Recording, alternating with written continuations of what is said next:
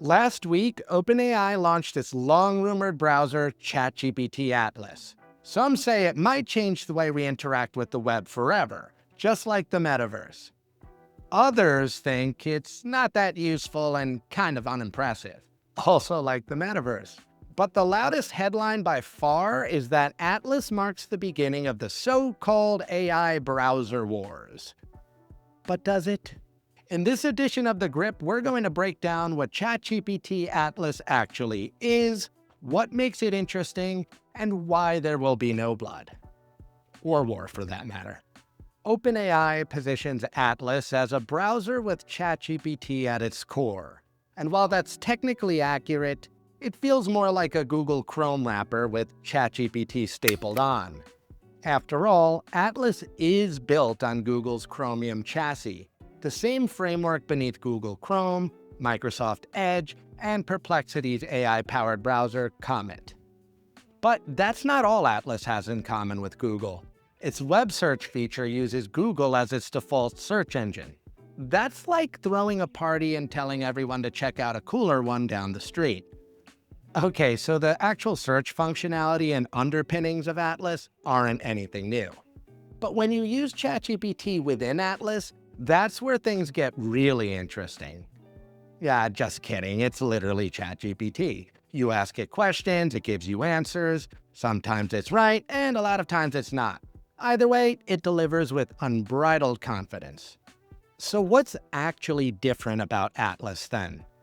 Its standout feature is agent mode, which allows ChatGPT to take actions within the browser on your behalf. It can help you book flights, go grocery shopping, or slide into your ex's DMs at 3 in the morning. Atlas also has memories built in, which means it can draw from past chats and select browser activity to serve as a personalized assistant for scrolling the web.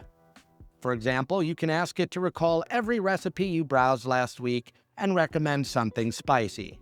Considering ChatGPT now supports erotica, it might be best to avoid asking it for anything spicy.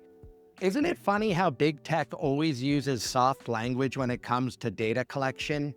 Cookies and memories sound so harmless and cute. It's like calling stalking someone admiration, but from a distance.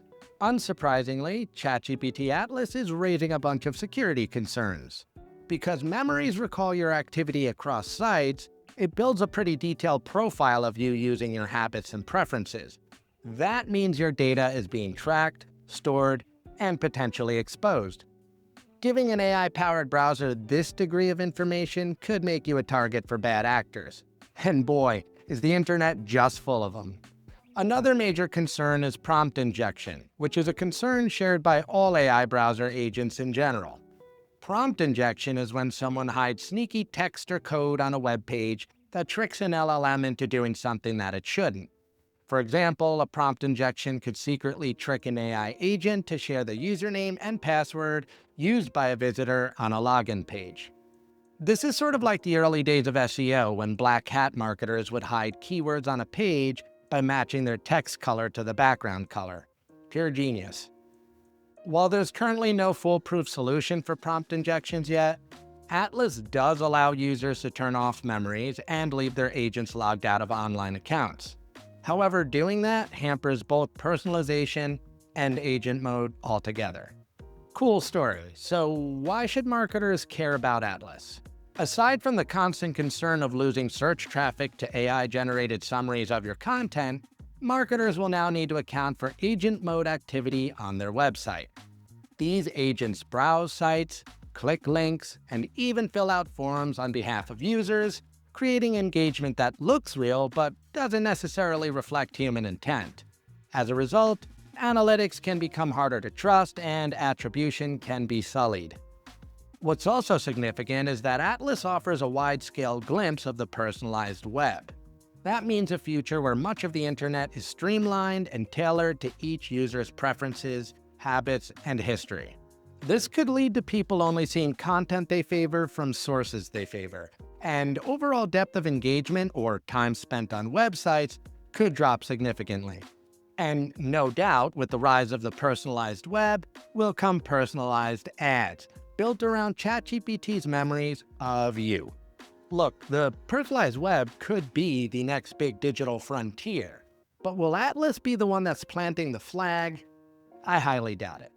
I already pointed out that ChatGPT Atlas is built on Google Chromium and that it uses Google for search. Google dominates the browser space with a comfortable 71.77% share of the market. For context, Android controls north of 70% of the global smartphone market, and Chrome comes stock on all Android devices. iPhones, on the other hand, come stocked with Safari, yet Chrome is actually the most popular browser among iOS users, with 44% using it compared to Safari's 33%.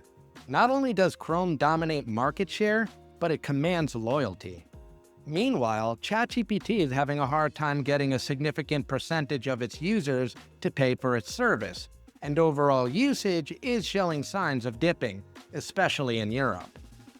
OpenAI will face a tough and expensive battle if it wants to hack away at Chrome.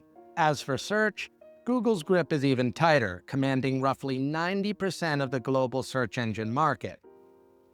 According to a report from Spark Turo, in 2024, Google had more than 14 billion searches per day.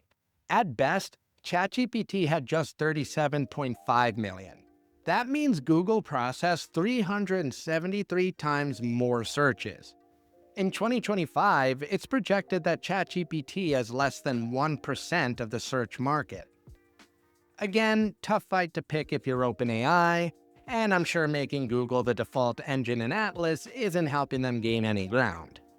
At this point, you have to ask, why a standalone browser? Why wouldn't OpenAI just include an in-app browser within ChatGPT, like Instagram or X? It could easily complement its native search functionality. But no, instead it built an entirely new browser on Google's framework that still pushes Google's search engine. The answer is simple: to collect data.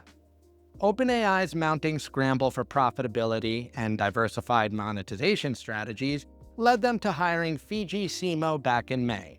The TLDR biopic on Simo is that she helped build Facebook's ad business and scale Instacart's retail media network. She's all about that advertising business. And now, OpenAI will be too. After all, what better way to capitalize on all that browser data than with ads, right? It works like a charm for Google. Speaking of which, Google is a top dog in the digital advertising market too. Alphabet, Google's parent company, generated over $75 billion in ad revenue from Google and YouTube in Q1 2025. Its AI search competitor, Perplexity, generated only $20,000 in ad revenue for all of 2024. The underperformance is so bad, not even Viagra's entire ad budget could lift it. Sure, ChatGPT has a much larger user base than Perplexity, so it stands to earn more from ads. And frankly, it'll need to. But will that be enough to get marketers to spend with them? So far, studies show sales from ChatGPT referral traffic lags far behind almost all traditional digital channels. Not super encouraging. Google's massive infrastructure, resources, and overall dominance in browsers, search, and advertising makes it an unstoppable force next to OpenAI. As it stands today, OpenAI can only hope to earn a piece of the pie in any of those categories. Competition is healthy, but given how much money OpenAI burns, it's going to need to be a substantial piece because it's not making enough elsewhere to stay afloat. Make no mistake, there is no AI browser war. What makes Atlas significant for marketers and for users is that it signals where Google is likely headed. Soon, Google will bake in all the same AI capabilities into its Chrome browser and its advertising engine, and when it does, well, game over.